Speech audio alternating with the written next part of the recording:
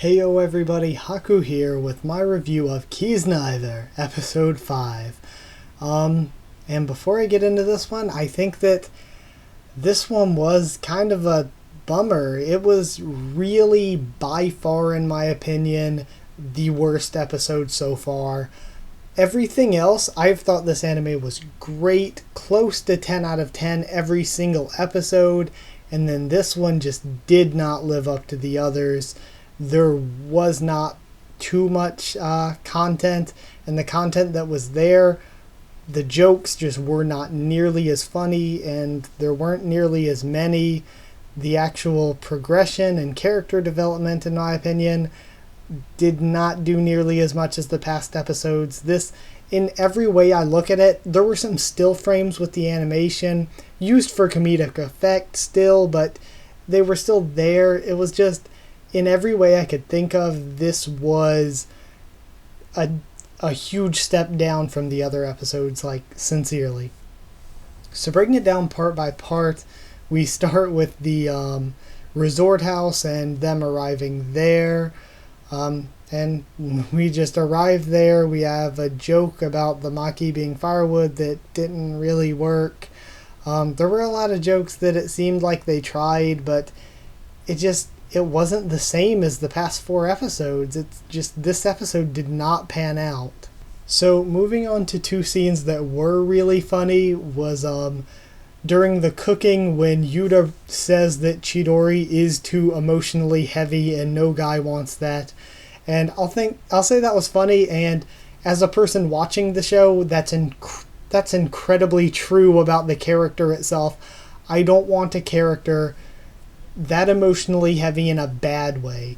Emotionally heavy as in development and interesting stuff, good, but as in just whining about things and stuff like that, and caring too much about the little things. As a character, it becomes really tedious.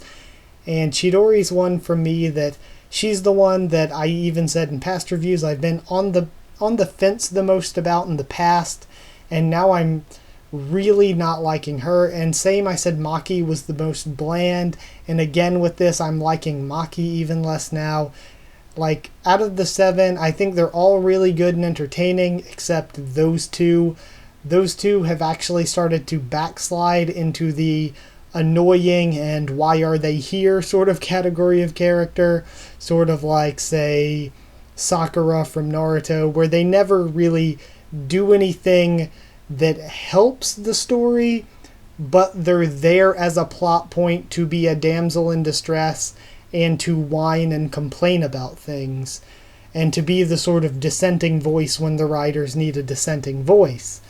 So, it's, those 2 characters are getting into a bad place, a really bad place. The other funny scene was Hisomu, who I am liking more and more, thinking is more and more funny, trying to injure Katsuhira on purpose. That was just really funny and just a quick little scene. So the Gomorin show up, and the bullies are connected, and they are 2 of the Gomorin. And also, Yuta at the dinner table was funny with his dieting comments, and Tenga was funny there as well. Tenga was great. Tenga is pretty much always great. He's maybe the most entertaining character at this point, but I like Yuta a lot too. So those 2 are still fighting for my favorite character spot. And then moving on, the only scenes that I think next were really worth mentioning was maybe Maki hearing voices. Again, a bit odd. I think that Maki could be I feel like she's hearing the voice of, like I said, the person that I think she accidentally had killed. But I've seen a lot of people putting out the theory that maybe Maki has sort of a dissociative personality type of disorder, where she has 2 personalities, and maybe that could explain it. Maybe she's schizophrenic or something, who knows. And also the other scene worth noting was Sonozaki's pajamas were really funny, where she said she was a big kid so they still fit her, and how everything she owns is all lively and colorful even though she's so monotonous of a person. Next up was some Chidori BS romance nonsense, And I'm very critical of romance in anime because I feel like it is often very bland and generic and just not interesting and a big distraction from real plot. It's not real plot, it's just filler. And the romance in this is feeling a lot like that. Not entirely there because Katsuhira's end of it isn't so bad yet, but it still seems very tedious. The romantic stuff is not very good at all. And moving on from there, we get Yuta sneaking some food. That was interesting. And then the really weird, rapey, it wasn't even funny. It was just weird. The rapey scene with Maki and Yuta. And it was funny, Yamada walking in on them or whatever. But it was just so strange. It was and it wasn't in a good way. I feel like the dissociative personality disorder and her having a second personality could explain her actions there, but without that, her actions make no sense, and they seem just kind of there for fan service, and if it is just there for fan service, I very much dislike that. And if it's a try to pull it a romantic thing, once again, I think that is just a distraction from a plot that they could have going. Now we have the test of bravery and a really sort of badass scene with Yamada. And other than that, the test of bravery, just a bunch of scary shit happened. It was just sort of generic stuff. I don't know. It felt like they could have done way... Like with last episode, they had a theme that they could have done way more with.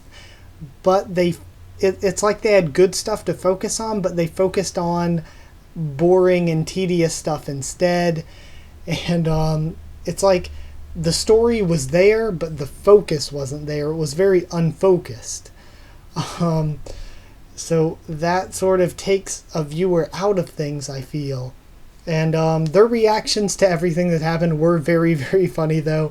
Especially Hisomu and Nico. They were both very funny. I loved their reactions to everything.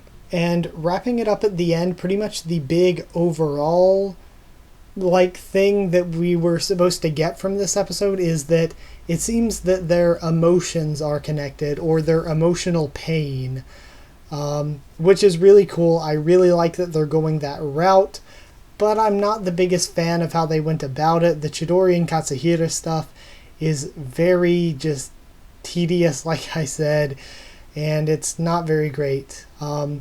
So honestly, for this episode overall, I would say if you take an average episode of an average show, this was still probably a little better than that. So it was still good, even though I'm being very harsh on it. It was better than an average episode of an average show. But when it comes to saying is it good compared to the other episodes of this show? No way. It is nowhere near close to the first 4 episodes. It is the worst episode so far by a long shot. So while it was still pretty good, it just did not live up to the show itself.